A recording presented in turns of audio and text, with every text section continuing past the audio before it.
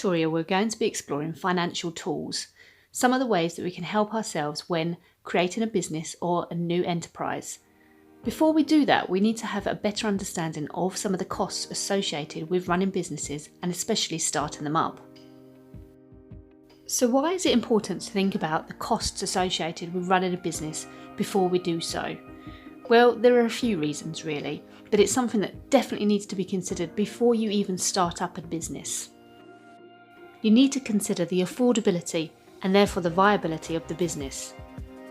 Most businesses are set up to generate a profit. That's an income, money. If a business can't generate a profit, it's still possible to run it. But if a business continually runs at a loss, there's a good chance that business is going to fail. It won't last in the future. So by sitting down and thinking about the costs associated with your business and planning effectively, you're going to have a good idea early on about whether or not your business idea and your venture is going to be viable. You might realise quite early on in the planning process that actually any potential income is never going to match, let alone outweigh, the costs of running the business, and therefore straight away you would know that that business idea needed to be adapted or scrapped completely to avoid running it at a loss. So what costs do we associate with running a business? Well, obviously it depends on the business and how it runs and whether it's a product or a service, but generally speaking there is a list of costs that we can consider when looking at any enterprise. First of all, rental. Unless you own a property from which you can work from, you're going to have to pay rent on either an office space or a shop, it might even be a restaurant, again totally dependent on what your business enterprise idea is. You'll also have to pay business rates depending on the size of your business and the location that you're working from. You'll have to consider costs of materials or products. For example, if you were running a bakery, you'd need to be buying flour and butter regularly. If you were producing textile items, then you'd need to be buying fabrics. You may also need expensive specialist equipment. Now, these might not be costs that have to be spent out every month, for example, but they would be initial setup costs, and it might be that you have to maintain that equipment or replace it over time. You should also have insurances to protect yourself.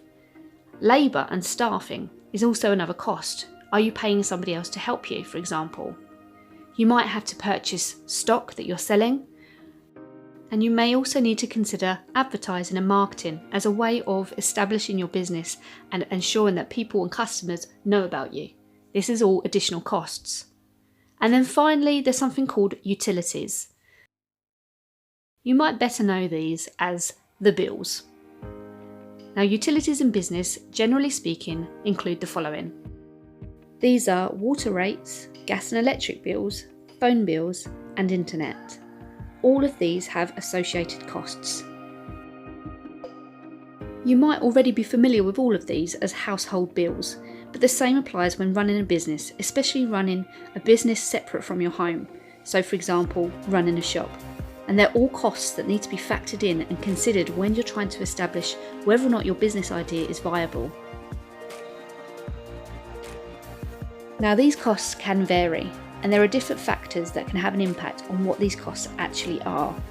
And one of the biggest expenses, if running a business from a high street, for example, or out of a shop, is the venue, the actual shop, or the building that you're working from. Now, the location is probably going to have the biggest impact onto the cost of that venue. So for example, if you were thinking about opening a shop in the central London, the cost of rent there is going to be phenomenal. However, compared to, say, a shop in a small village location where it isn't necessarily as wealthy as central London, then you can assume that the rent is going to be much lower and much more affordable, which might be more realistic for a startup company. You can also consider the cost of equipment and materials. If you've been planning out the costs for your new business, for example, and you've decided that actually the costs are too high and you need to reduce them, you might consider purchasing lesser quality equipment, for example, not having the most up-to-date laptop to work from. It's the same for materials as well. There are normally always options and you can shop around and find cheaper alternatives. It might mean lesser quality, but until your business grows and gets to a point where you're able to purchase higher quality materials or ingredients, it might be a good starting point. And then finally, the skill set of your workers. If you're paying people to work for you, generally speaking, the more qualified and experienced they are, the higher skill set they have, the more expensive they're going to be as a staff force. So it's something worth thinking about if you are considering employing people. You wouldn't want to pay for someone who is highly skilled when you don't necessarily need that skill set. So why is it important to consider all this when planning an enterprise? It all comes down to profit and loss. Now, when you make sales, the money that you take is known as your income. However, that on its own doesn't give us an indication as to whether or not the company is successful and is going to be able to continue in the long run, because that income needs to at least cover the outgoings, all of the costs we've just been discussing.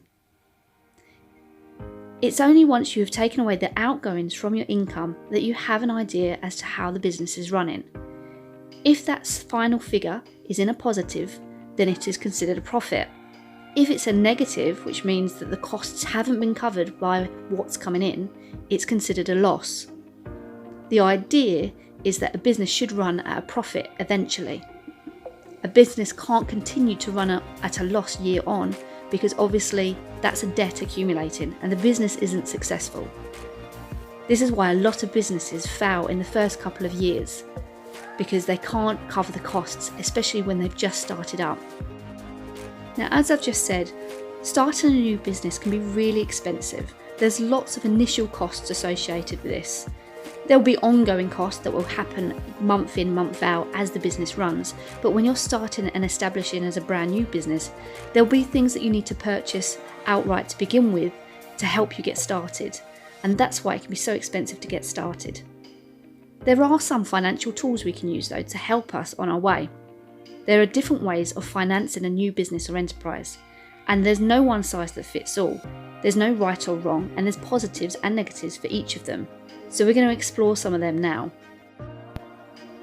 One of the most popular forms of financing a business is through a bank in obtaining a business loan. If you have a business idea or enterprise, you'd need to put together a business plan and apply for a business loan.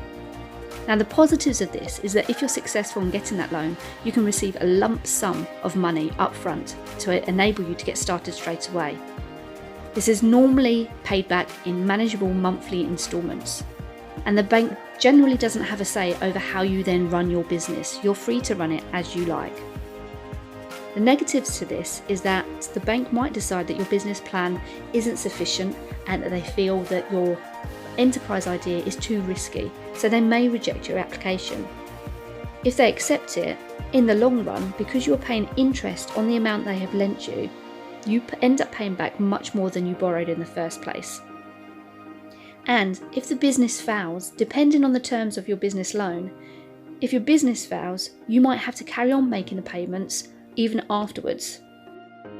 Another way that people might fund a business enterprise is through their own finances, by funding it themselves through personal savings. The positives of this is that there's no extra to pay back. You maintain control over the business because you own it. And it might give you a really strong sense of accomplishment knowing that you've done it yourself. Negatives of this is that it can take time to accumulate. And obviously, if the business fails, then you have lost that money and it's a bigger personal risk. Forming an enterprise as part of a cooperative is whereby at least 5 people have an equal share in the business, so they all personally contribute towards it financially and then have an equal say into how it is run and work for the company. The positive of this is that you could then gain extra support and advice from other people that might have other skill sets. It's also a shared risk. If the business fails, it's not entirely your income that's going to have been lost, it would have been split equally.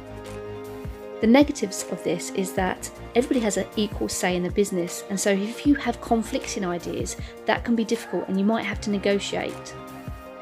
Another positive from running as a cooperative is that everybody that works for the company is invested in that company.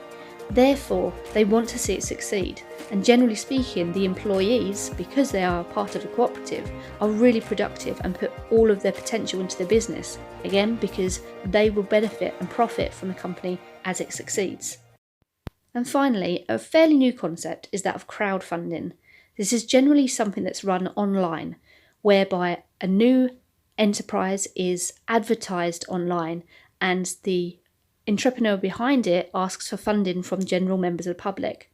Now, the positives of this is that it can be a really quick way to generate savings to be able to start up a business. There's no obligation to pay back those individuals if the enterprise goes ahead.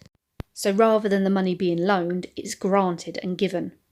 It can also really help to build a reputation. So it acts as a really good marketing tool and a way of testing the water because you're proposing your idea online for people to see. Now, the negative of this is that there may not be enough money pledged. And if that's the case, all the money that is donated has to be returned. You also risk having your idea stolen because you're advertising it online for everybody to see. So as you can see, there's no one method that is better than any other. They all have their positives and negatives, and it really depends on personal circumstances as to which method an entrepreneur might use. It may even end up being a combination of two or more. But it's definitely something that needs to be considered carefully to ensure the success of a business.